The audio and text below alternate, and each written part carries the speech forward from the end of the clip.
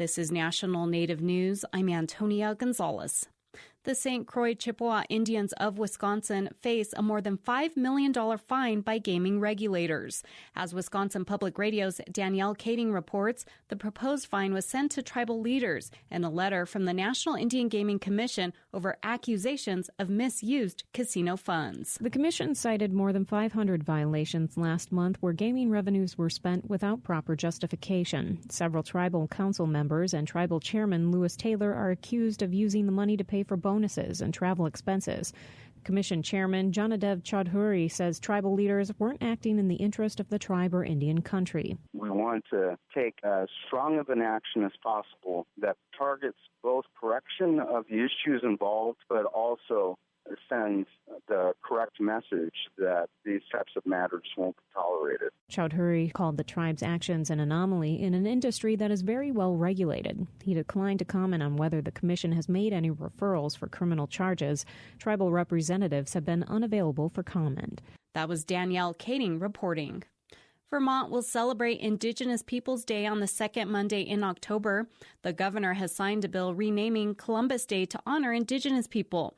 Other states recently changed the holiday, including New Mexico and Maine. Many cities across the country already have made the move. Vermont's new law states it was founded and built upon land whose original inhabitants were the Abenaki people and honors them and their ancestors. It also recognizes all Indigenous people in the state. 6 schools in the Hillsborough County School District in Florida are dropping their Indian mascot, while 2 other schools will reportedly tone down their sporting traditions. The Tampa Bay Times reports 2 high schools with mascots Indians and Chiefs will modify sporting event costumes and rituals. The district is seeking input from the middle school and elementary schools changing their mascots. Families were informed about the decision recently following meetings between school officials and a Native American advisory committee. A national hunger awareness organization has released statistics showing individual hunger levels in each state. The numbers point out some issues in South Dakota, as Gary Ellenbolt reports. South Dakota is home to some of the poorest counties in the United States. Some tribal lands count more than half their residents below the federal poverty level.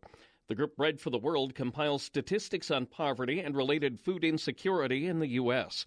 The group's executive director, Ozma Latif, says pregnant women and their babies who do not get proper nutrition in the 1,000 days between the pregnancy and the child's second birthday struggle for a lifetime. Nearly half of all preventable child deaths are linked to malnutrition.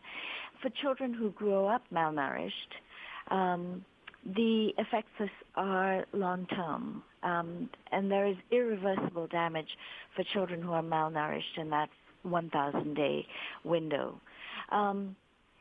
So as you think about the future for a country or a state where there's high level of malnutrition amongst children, there are consequences for income, productivity, economic growth because of malnutrition. Latif says Bread for the World is lobbying Congress to make hunger issues a priority. She says with enough effort, hunger could be eliminated in the U.S. in the next decade. For National Native News, I'm Gary Ellenbolt. And I'm Antonia Gonzalez.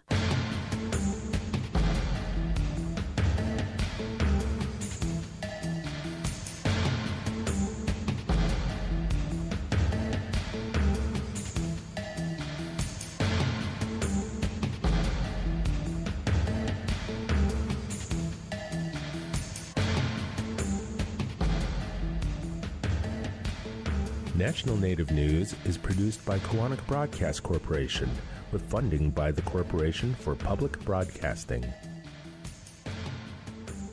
Support by the law offices of Sonosky, Chambers, Saxe, Miller, and Monkman, a national tribal rights law firm with offices in Washington, D.C., New Mexico, California, and Alaska, and online at www.sonosky.com.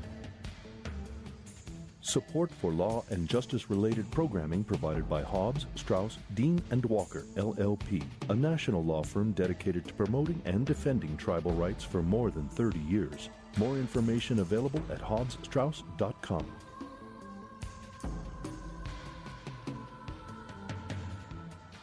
Native Voice One, the Native American Radio Network.